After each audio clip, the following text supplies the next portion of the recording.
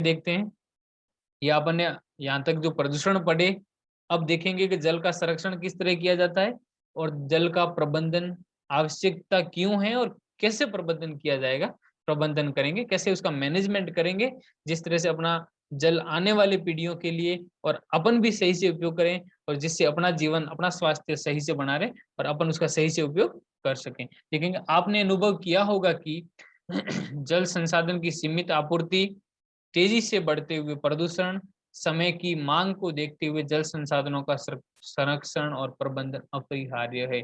जैसे जैसे प्रदूषण बढ़ता जा रहा है, इसकी आपूर्ति में कमी हो रही है, तो हमें अब देखना होगा कि इस जल संसाधन का संरक्षण और प्रबंधन करना जरूरी है। यदि प्रबंधन समय पर और संरक्षण संरक्षण पर समय पर नहीं किया जाएगा, तो आने वाले समय में यह जल धीरे धीरे इतना कम हो जाएगा। वही आपको मैं वापस याद दिलाता हूँ कि 2025 तक वे देश जो अभी इन दिनों में भी जो जल की जो कमी महसूस कर रहे हैं, वो आने वाले समय में उनको जल को आयात करना पड़ेगा।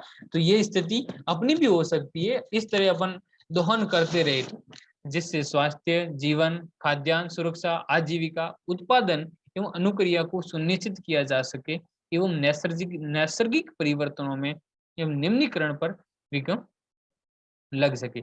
जल संसाधन की दुर्लभता एवं संकट निवारण हेतु सरकार ने सितंबर 1987 में राष्ट्रीय जल नीति को स्वीकृत किया। 1987 में राष्ट्रीय जल नीति को स्वीकृत किया और राष्ट्रीय जल नीति का मुख्य उद्देश्य क्या था? जल संसाधन की दुर्लभता एवं संकट का निवारण करना। ये आप ध्यान रखिएगा कि जो राष्ट्रीय जल नीति है उसका मुख्य उद्देश्य क्या था और कब लाएगी थी। ये आपका परीक्षा में सीधा सा यहाँ से क्वेश्चन आ सकता है कि जल संसाधन की दुर्लभता एवं संकट का निवारण करने के लिए सरकार ने, भारत की सरकार ने सितंबर 1987 में राष्ट्रीय जल नीति को स्वीकृत किया।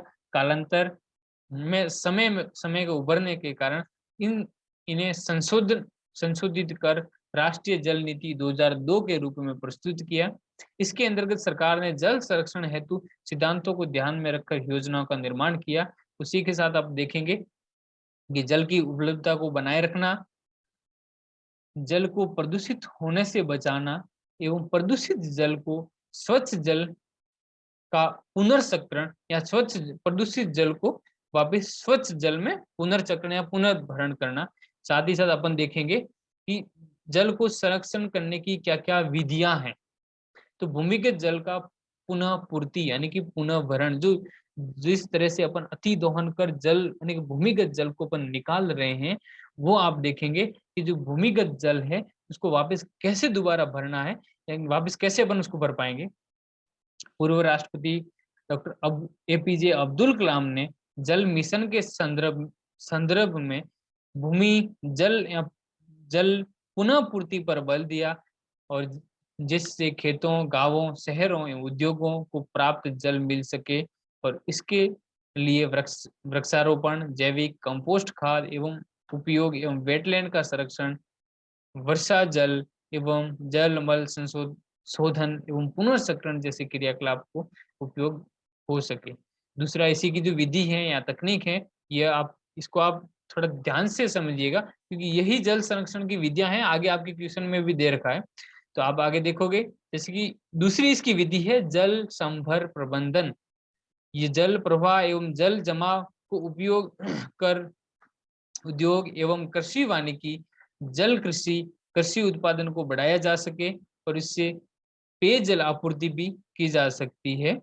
इस प्रबंधन को छोटी इकाइयों पर भी लागू किया जा सकता है। आगे देखोगे आप कि तकनीकी विकास, जल के संरक्षण के लिए अपन कौन कौन सी नई तकनीकी का विकास कर सकते हैं या फिर वो तकनीकी अपन उसको एडॉप्ट कर सकते हैं, अपने जो दैनिक दिनचर्या में इसका उपयोग कर सकते हैं। ऐसी कौन कौन सी तकनीकी हैं? उन तकनीकियों का तात्पर्य जैसे ऐसे उपक्रम जिसमें जल का क्रम कम से कम उपयोग हो और अधिकाधिक लाभ प्राप्त हो। जैसे कि जल का जो खपत है, जो जल का उपयोग है बिल्कुल कम से कम हो और वहां से अधिकाधिक अपन को लाभ प्राप्त हो। जैसे कि ड्रिप सिंचाई है, लिफ्ट सिंचाई है और सूक्ष्म फुहारे सिंचाई है जो फुहारा पद्धति है। दूसरी है सीढ़ीनुमा पद्धति है। आपने देखी होगी ड्रिप सिंचाई क्या होती है, जिसमें बिल्कुल कम से कम जल की आपूर्ति होती है और अधिक से अधिक बड़े भूभाग में अपन पानी दे सकते हैं, या कृषि की जा सकती है, या खेती की जा सकती है, और अधिक से अधिक फसलें उगाई जा सकती है। और लिफ्ट सिंचाई है, सूक्ष्म फुहारे हैं, साथ ही साथ सीढ़ी-नुमा खेत इत्यादि है। आगे अपन इसी में देखते हैं जल वर्षा जल संग्रहण और उसका पुनः चक्रण। आप देखोगे कि वर्षा के जल यानी कि जो बारिश जो वर्षण है, जो वर्षा के जल है, उसको अपन किस तरह से संग्रहण कर सकते हैं और उसका पुनर्चक्रण यानी कि अपने जीवन में वापस कैसे पुनः उपयोग में लिया जा सकता है। आप जान चुके होंगे कि जल दुर्लभता एवं उसकी निम्नीकरण वर्तमान समय में एक प्रमुख समस्या बन गई है। आपने देखा होगा कि अब अभी और वर्तमान समय में अपने जीवन की क्या समस्याएं हैं, वो आप देखोगे कि वर्तमान समय में प्रमुख समस्या क्या है? एक जल यानी कि जल की दुर्लभता यानी जल का निम्नीकरण, जल के गुणवत्ता में कमी आना, यह प्रमुख समस्या बन गई है। तो बहुउद्देशीय परियोजना के विफल होने या उनके विवादास्पद होने के कारण वर्षा जल संग्रहण एक लोकप्रिय संसाधन वर्षा जल सं, वर्षा जल संग्रहण एक लोकप्रिय जल संरक्षण का तरीका ही बन गया। आपने जो देखा होगा जैसे कि नर्मदा नदी या नर्मदा बचाओ योजना या नर्मदा बचाओ आंदोलन था, ऐसे आंदोलन ऐसे भारत में बहुत सारे आंदोलन हुए जिससे अपने जो बहुउद्देशीय परियोजना है, जो जो एक जल का सही उपयोग के लिए जो परियोजनाएं लाई जा रही थी, वह विवादों में और वो परियोजनाएं भी विफल होने के कारण, विवादास्पद होने के कारण अब एकमात्र अपने पास एकमात्र ही उपाय रहा है, वो है वर्षा जल संग्रहण। जो बारिश के द्वारा, जो वर्षा के द्वारा अपने धरातल पर जो पानी आता है, उसका अपन संग्रहण करता है। वो अपन संग्रहण किस तरीके से कर सकते हैं, अपन आगे देखते हैं। प्राचीन भारत में उत्कृष्ट जलीय निर्माण एवं जल संग्रहण ढांचे पाए जाते हैं। तत्कालीन भारतीय वर्षा पद्धति एवं मृदा गुणों का गहरा ज्ञान था उन्हें प्राचीन भारत में। उन्होंने स्थानीय परिस्थितियों में वर्षा जल, भौम जल, नदी जल, नाडु जल के उपयोग अनेक तरीके विकसित किए थे तथा पहाड़ी क्षेत्रों में जैसे गुल अथवा पश्चिमी हिमालय जैसे वाहिनियां, नदी धाराओं का रास्ता बदलकर खेतों में सिंचाई के लिए बनाई गई।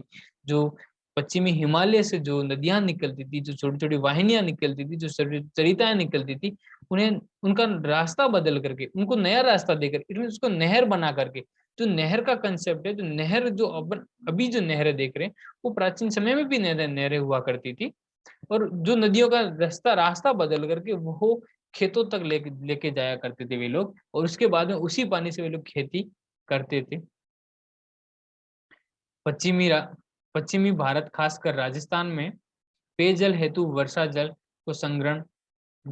का संग्रहण सत पर करते थे, और पश्चिमी बंगाल में बाढ़ के मैदान में सिंचाई के लिए बाढ़ का जल वानी वाहिकाएं बनाने का चलन था। और शुष्क एवं अर्ध शुष्क क्षेत्रों में वर्षा जल को एकत्रित करने के लिए गड्ढों का निर्माण कर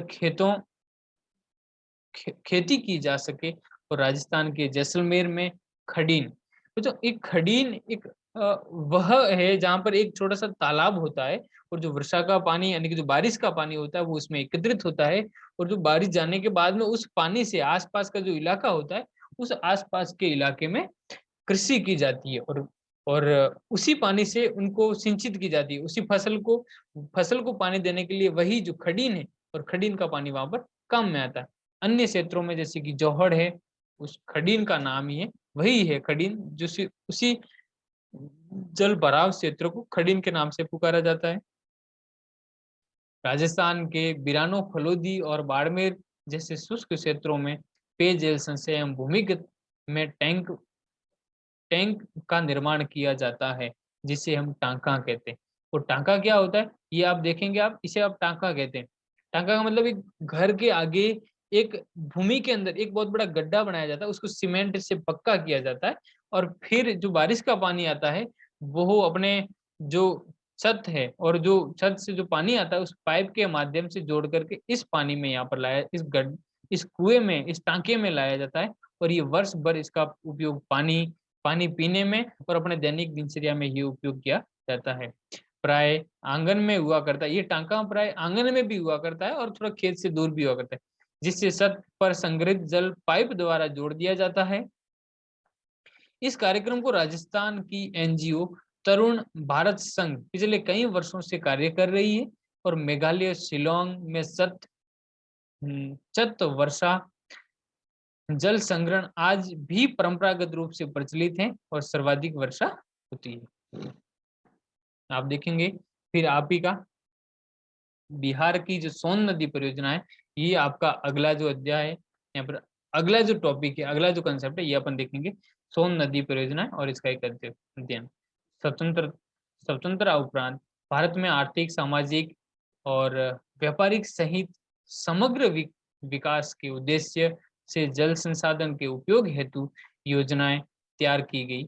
नदी घाटी जल के बहुआयामी उपयोग के कारण जल बहुआयामी उपयोग के कारण जल परियोजना का बहुउद्देशीय परियोजना की संज्ञा दी जाती है। बहुउद्देशीय परियोजना जो पहला ही अपन ने कंसेप्ट, इससे पहले भी जो कंसेप्ट ने पढ़ा, बहुउद्देशीय परियोजना वे होती है जिसमें दो या दो से अधिक आयाम हो, दो या दो से अधिक उद्देश्य, उसे बहुउद्देशीय परियोजना कहते हैं। जिस पर पूर्व में चर्चा की गई, अपन पहले ही उसको पढ़ चुके हैं।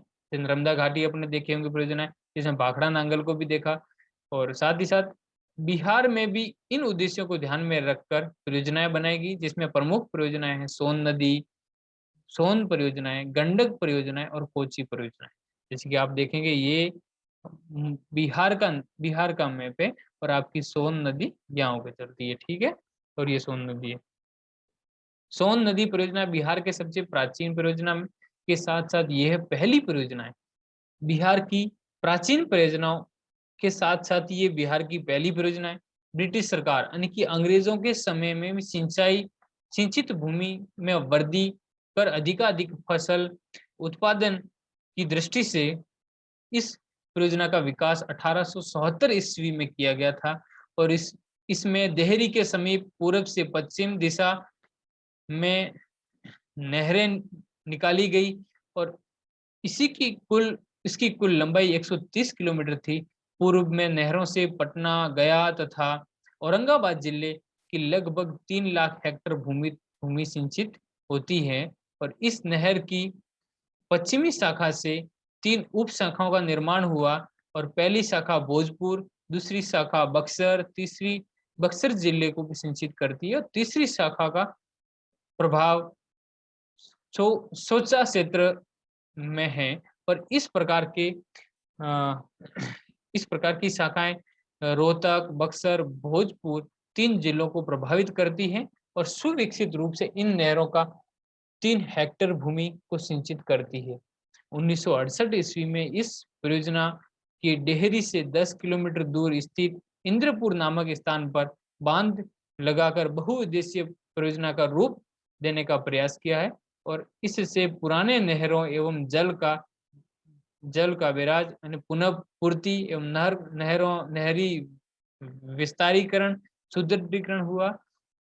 इसी वजह से सोन का जो सूखाग्रस्त क्षेत्र था आज बिहार का चावल का कटोरा कहा जाता है। चावल का कटोरा मतलब वो जो बिहार का जो सूखा क्षेत्र था, इस सोन नदी घाटी परियोजना के माध्यम से आज सिंचित क्षेत्र है और वहां पर सर्वाधिक मात्रा में वहां फसलों का उत्पादन किया जाता है।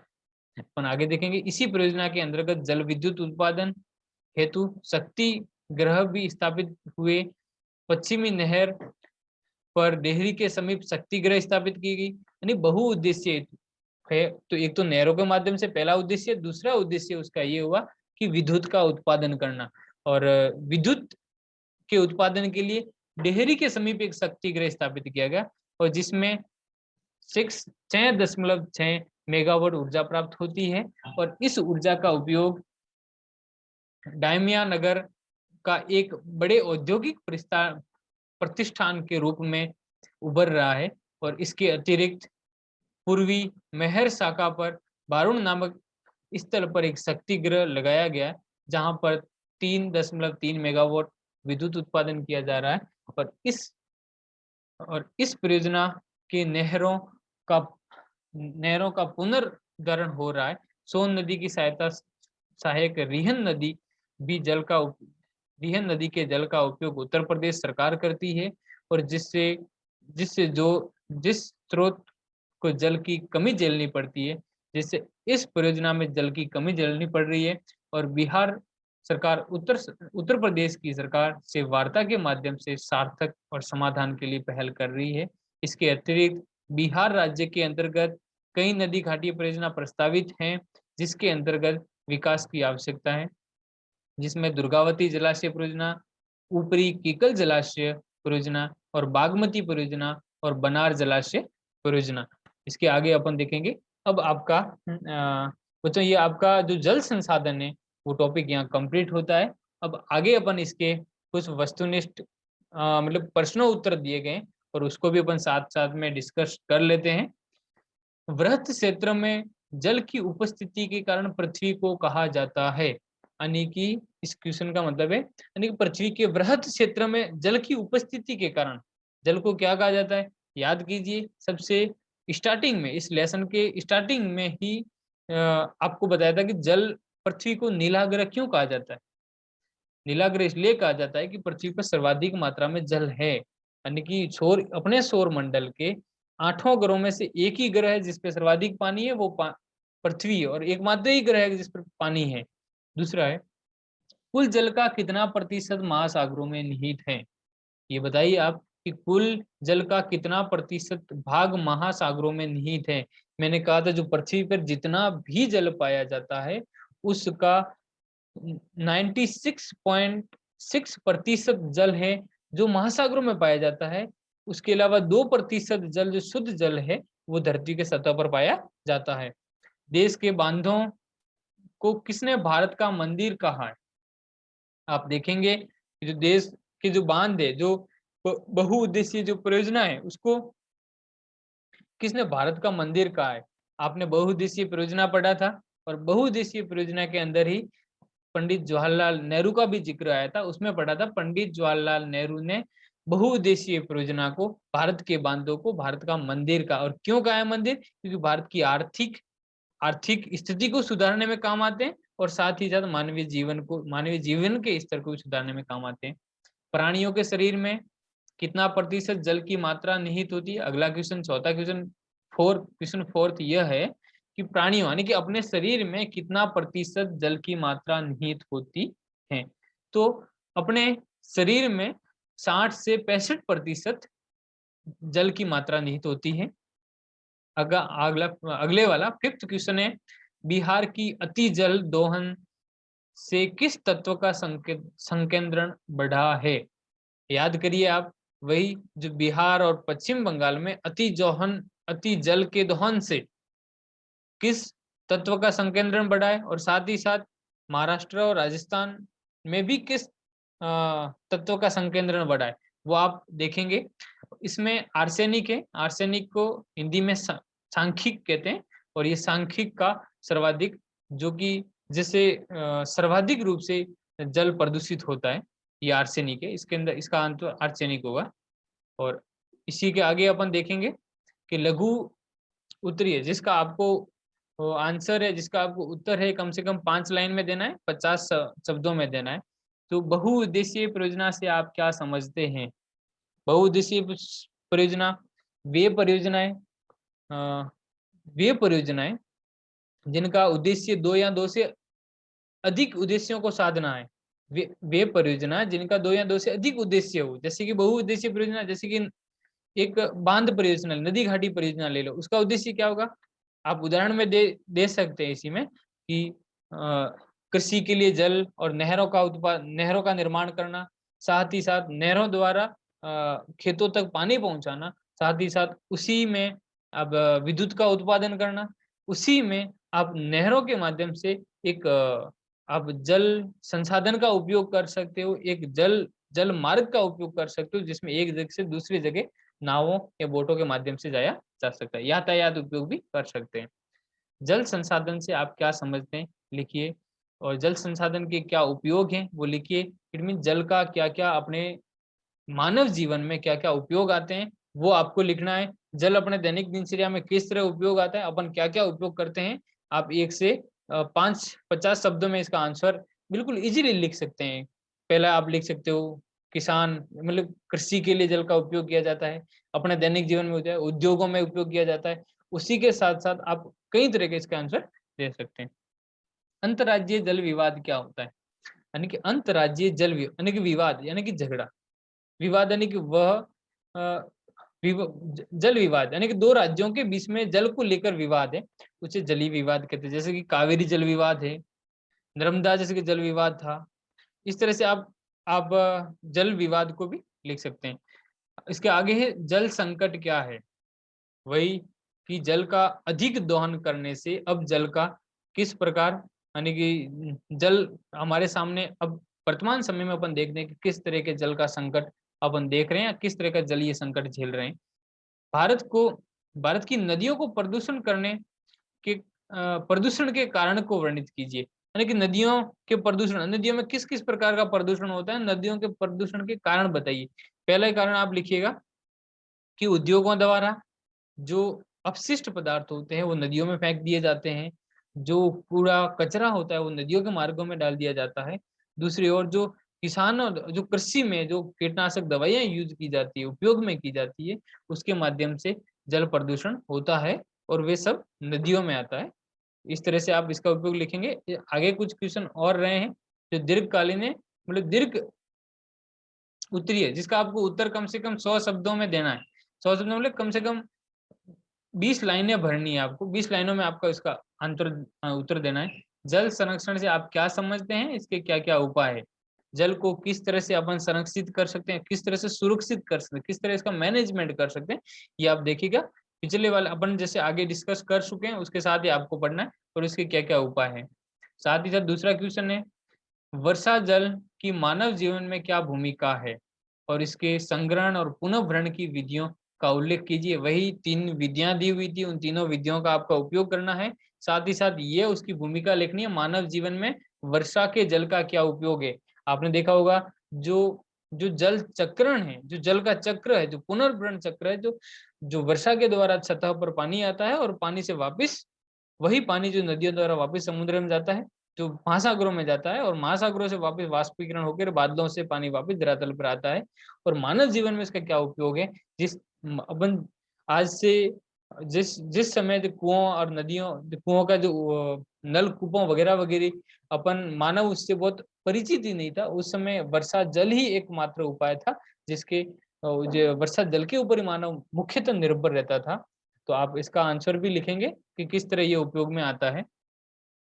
कुछ परियोजना कार्य इनमें अपने विद्यालय के आसपास में नदी या जल का उपयोग एक परियोजना तैयार करें कि आपके जो विद्यालय में जो आपके विद्यालय की जो छत है उस बारिश के समय में जो पानी आता है उसका आप किस तरह से उपयोग कर सकते हैं इसकी अब आप एक परियोजना बना सकते हैं। फिर आप कुछ क्रियाकलाप अपने हिसाब से करें, अपने आसपास के भूमिगत क्षेत्र जल स्तर की वृद्धि को वृद्धि के स्रोत की तलाश करें और उनकी योजना बनाएं। जो आपके आसपास जो भूमिगत जल है उनमें किस तरह वृद्धि की जाती है उनका स्रोत की आप तलाशें और आप उसकी सूचियां बना के लिखें कि इस तरह से अपन कर सकते हैं। दूसरा है अंतर्राज्यीय जल विवाद पर सूची तैयार करें कि भारत के अंदर और अन्य क्षेत्रों में भी किस जल को लेकर किस किस तरह के विवाद हैं आए दिन आप देखते हैं उसका आप एक ब्यौरा बनाए, एक सूचियाँ बनाए। तो मुझे उम्मीद है ये आपको जल संसाधन का जो पूरा टॉपिक है, अब निश्चित ही आपको अच्छे से समझ में आया होगा और फिर भी आपको कुछ समझ में नहीं आता है, तो आप इसको 1 बार, 2 बार वापिस देखें और उपयोग देख के इसको काम में लें। तो निश्चित ही ये आपका लेसन बहुत उपयोगी होगा और आपके लिए बहुत क्लास 10वीं के लिए बहुत महत्वपूर्ण भी होगा। तो आप इसको पढ़िएगा। मुझे उम्मीद है आपको ये अच्छे से समझ में आया होगा और आगे अपन फिर कोई अच्छा सा टॉपिक लेके और इस शेड्यूल को अपन आगे निरंतर बढ़ाएँगे। तो थैंक यू और धन्यवाद।